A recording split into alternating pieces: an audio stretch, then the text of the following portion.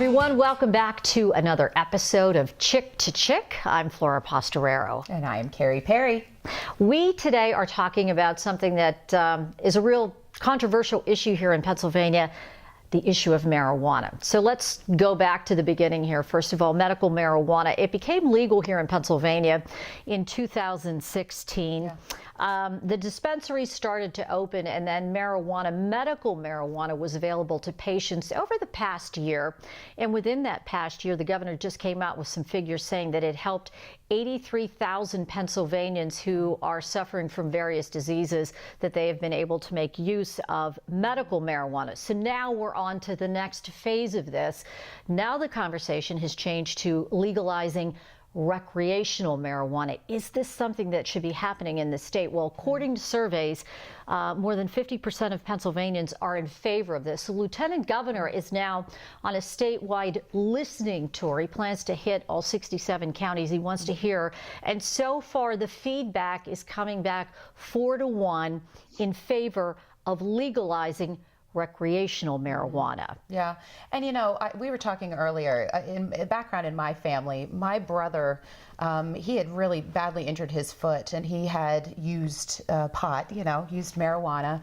So he didn't want to be able to have oral medication all the time. And he just loved it. Now, he was living in Colorado. We already know, but it's not just Rocky Mountain High anymore for a reason. Nope. But it was something that really helped him. When he came back to Pennsylvania, now he is in a mode of, I'm going to be a criminal, and this is in the 2006. This was before medical marijuana was medical legal. Marijuana. So the conversation has shifted, but for me, this is going to be a really important thing for me to talk about, because I kind of see both sides of the value in it. And like I said, I had this in my family, and unfortunately, my brother ended up shifting over to what we have this opioid crisis now, and our family, we had that in our family, and that was because he had to shift it from what he used as his marijuana to help him and move that over a little too much, because he was in trouble. He was in trouble. So I like this conversation. I'm really excited about this podcast today. This is personal to you. There's another aspect to this. There's the economic aspect, and how the state could potentially benefit from this. And for that reason, we are calling this episode the Pot Payout in PA. And our guest today is State Auditor General Eugene DiPasquale. General, thank you so much for coming on our podcast today. No, thanks for having me today. It's great to have you here. First of all, you support legalizing you support legalizing marijuana on a recreational level, and you think it should be decriminalized, the possession of pot. Why is that, General? Well, first of all, let me start off with, I just believe when you think about the war on drugs, I think the last 40 to 50 years, our war on drugs is probably one of the most failed wars in the history of the United States.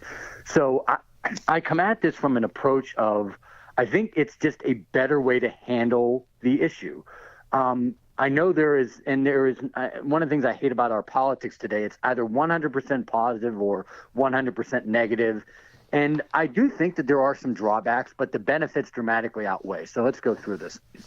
Number one, look, there are people that are in pain. Not all of them can get a prescription for medical marijuana. I think marijuana is a way to handle that. Number two, the idea that we are still throwing people in jail for marijuana is just absurd. The cost of that is not protecting the public is absolutely insane. Number three, look, we know from statistics about 9% of Pennsylvania adults are already doing this. And they do it recreationally. They're not harming anybody. Why don't we get the tax revenue out of this? Colorado did this, and we're 2.5 times the size of Colorado. So if we did this similar to what happened in Colorado, we would stand to benefit tax-wise about $581 million. And fourth, and I think this is really when you come down to it, I think if we do this the right way, we can actually limit teen access to this, make the drug safer, and I just come down to this. Prohibition failed. I mean, we tried this with alcohol. It didn't work. Look, I've never smoked a cigarette, but I mean, that's legal, and it's actually significantly more dangerous than marijuana. And adults are doing this. Let's legalize it. Let's regulate it. Let's keep it out of the hands of kids. We can use it to grow businesses and make the tax revenue from it, and just stop the insanity of throwing people in jail for this. I couldn't agree with you more. My head is nodding so much it actually hurts. I'm like a bobblehead. She's going, You know, yes. I really am. Yes, I yes. mean, and I come at that from a lot of personal things from my family. And you spoke to me personally in the things that you said, because you hit on every single thing that had to do with what my brother, my family incurred. So I really am interested in the economic standpoint of this, because you do feel there's a benefit to the state. I mean, we're talking, was that 1.66 billion boost to the economy, and that's pretty tremendous. And how did that figure come about? Well, it comes about from the additional tax revenue we would get. So this is, sometimes you say, okay, if you increase the state's income tax, you may get revenue, but there's also potential drawback from that. Like there's a pro and con to that, or the sales tax. Whenever there's a property tax increase, the state or the school district may get more revenue, but there's a drawback to that. This is something that is, in a sense, found money. It's something that's happening already that generates revenue into the state. And the cost is already happening. Look, there's already a law enforcement issue with this. Driving under the influence is already illegal. So the drawback to this issue already exists. So it would, in a sense, be found revenue. The other part of this is it's actually a way to start a new industry. You're allowing businesses to start around this. You regulate them, and you make sure that they're selling a cleaner product and certainly what's getting sold on the street. And there's this other part of this where, look, we need to do something for our rural Pennsylvania farmers. It's been really tough for them. And I think growing marijuana and hemp is a way to help reinvigorate our rural Pennsylvania economy as well. Yeah, you brought up hemp into this conversation, which it's exploding right now in this state. I'm kind of curious. You keep citing this figure of $580 million in tax revenue. Where did you come up with that figure, and how would that money be used to benefit Pennsylvanians? Right. And would part of it, in fact, help people who are suffering from drug addictions? A couple things. First, we used existing rates of taxes on cigarettes, for example. Now, look, how you would sell it by pack versus unit, that's obviously up for debate, but we used that rate as a sort of a ballpark. Then we took, according to, I think it was Pew, but it was a reputable survey that said roughly 9% of Pennsylvania adults, when we say adults, 18 and older, we use the legal cigarette age, admit to doing this already. And then what we did was we looked at Colorado, and they brought in about $250 million, and we're 2.5 times the size of Colorado. So those three areas we used to come up with the estimate. Now, I want to be clear. It's an estimate, $581 million. All right. So what do you intend to use that money? What are you going to do with it? Look, I put out a plan. I thought most of it should go for public education and some of it for drug rehabilitation programs. But having said that, I am the Auditor General of Pennsylvania. I am certainly not a king or a czar or whatever term you want to use. You're not? No, I thought you were in charge. That's right, for good or for bad. So at the end of the day, if this is legalized, it would be up to the General Assembly, the Pennsylvania legislature, and the governor to determine that. But I believe the bulk of it should go towards public education and also towards health-related industries, whether it be drug rehabilitation or other types of uses. That's where I think it would be best used. That makes sense. That makes a lot of sense. There's going to be critics, obviously, and right. The movement with MADD, Mothers Against Drunk Driving, I feel that they're going to be the ones who are going to chime in a lot more, and then there will be those who will say, well, is it going to bring in more crime? I mean, I know how I personally feel about it, but I'm just curious. What do you think about that? Well, we have certainly some, and let's just talk facts. I mean, look at the other states where this has already happened. If you believe the critics, Colorado now doesn't exist as a state, and Washington State's imploding. Yeah. But let's just look at the facts. In all of these states, there's no movement to reverse course. Why? Because it's working. Now, it's not working 100%. There's no significant change in any public policy that works 100%, but it is working. Crime is actually down. Dangerous drugs are down. And here's the part when I say it really is a gripping part of this story. And that is, veterans right now cannot get prescribed through the VA because of marijuana being a Schedule I narcotic at the federal level. So veterans that are wounded in battle that come back to the United States actually can't get this. So if we legalize in Pennsylvania, it would open the door for our veterans to do this. And they are right now, which helps. And so in the states that have legalized it, it's reduced opioid addiction in those states as well. Well, you just brought up the opioid addiction, and a lot of people are going to say to you, hey, you start with marijuana. This is now going to become a gateway drug to more illicit drugs. We already have a problem in this state with the opioid epidemic. Right. We already have a problem in this state with people dying of heroin overdoses. Yes. So why do you want to do this? Why do you want to bring another drug into this and cause even more problems? Right. What do you say to those people? Yeah, the science of this issue is the equivalent of saying rub butter on a burn. And what I mean by that is the scientific community is clear. Marijuana is not a gateway drug. It's bad science from the 70s. Now, that doesn't mean that there aren't still people that believe it. There's people that believe we didn't land on the moon. So that belief is out there. Scientifically speaking, it is incorrect. Now, just from a common sense standpoint, again, for people that know me well, I'm a health nut. I do, the Spartan races and all this other stuff, and I've never used it. And the marijuana advocates sort of laugh and say I'm the perfect spokesperson for them because I'm so boring. I don't know if that's something for me to put on my tombstone one day, and it's somewhat sad, but it is what it is, right? But what I am suggesting on this is that it is a controversial topic, and when you weigh all the factors, there are dramatically more benefits than drawbacks to regulating and taxing this and managing the issue the right way.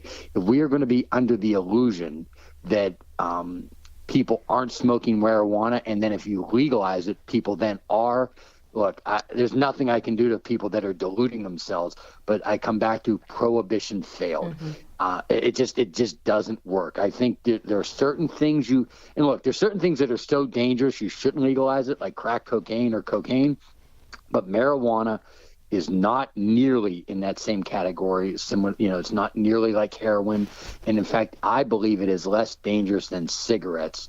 And cigarettes are also dramatically more addictive. So I believe that on whole, this is by far the better path to go. Right, and I agree. I mean, I do agree with that. And when you're talking about regulation, when you're talking about people who, you've got to really look to see how they're making this marijuana, because there are so many bad strains, and that's the scary part right there. But if you're talking about regulating it and you're looking at your farmers and they're tasked with that, I mean, that's a far safer route. So my question would be, how would you regulate it? Yeah, well, first of all, you work with the medical community, you work with the scientific community, and you make sure that you're getting a clean product out into commerce. And then you make sure that the people that are selling it, and again, this is the advantage of having it be legal, which is they would have to be selling a certain type of the product that is sanctioned off by the state health department to make sure that it's a safe, legal product. Similar to, and I'm not equating this, apples to apples, but it is similar to, you have health inspections in restaurants to make sure that you're serving clean, cooked food. So I'm not equating it apples to apples. I'm not saying it's the same as having a hamburger in a restaurant. But by regulating it, you do get the bad stuff out of the system, and you're ensuring that the product that is in commerce is safer. And I also want to stress this, I don't want to make it even seem like the university police departments that I've met with want this legal. They're not endorsing this one way or the other. But I'm telling you, I've met with them. They have significantly more problems with alcohol on their campuses than marijuana. And the reason why they say that is, look, almost every fight that happens at a university, in some bar or something like that, it's almost always related to alcohol. They don't say that marijuana is not an issue, but they've never had violence as a result of marijuana. Yeah, that the alcohol's a bigger issue. Okay, so here's the $50 million question, General. Pennsylvania is a very, very conservative state. We all know that. I would say the legislature more so than the public, but I understand your point. I agree with that. The legislature is extremely conservative. So what is the likelihood of this becoming legal, recreational marijuana becoming legal? One lawmaker even suggested putting a referendum on the ballot to get a pulse to see how the public feels about this. From your perspective, Is this going to happen in our lifetime? Yeah. The answer to that question is yes, it will happen. I do believe there is one critical piece to this.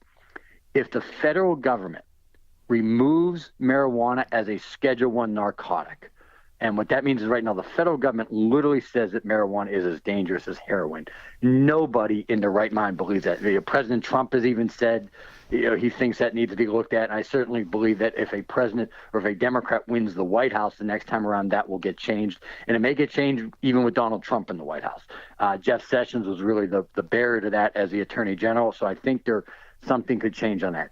If that gets changed as a Schedule I narcotic, I think this change could happen a lot faster than people realize, because I do believe that even in the Pennsylvania legislature, there are a lot of conservatives that are even more open to this than people realize. Now, having said that, the public is well in front of the politicians on this. So even if the change doesn't happen as fast as I would like it to have, what's happening is states around us are already beginning to move in this direction.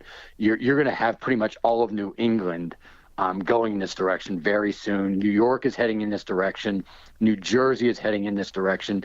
This is what's going to eventually happen is the pressure is just going to be enormous to get this thing done. All right, General DiPasquale, thank you so much for coming on our podcast today. A lot of great information, and we appreciate you taking the time to chat with us. Thank you. No, my pleasure. Thanks for having me, and have a great day. Thanks, you too. All right, so what did you think about what we had to say today? Do you have any ideas for future topics you want us to talk about? You can always send us an email at chick2chick@penwatch.org, and that's with the two, chick2chick. I love it. All right. I do too. Good Thanks stuff. for listening. Thanks for being here today, and we will be back soon to chirp about another topic.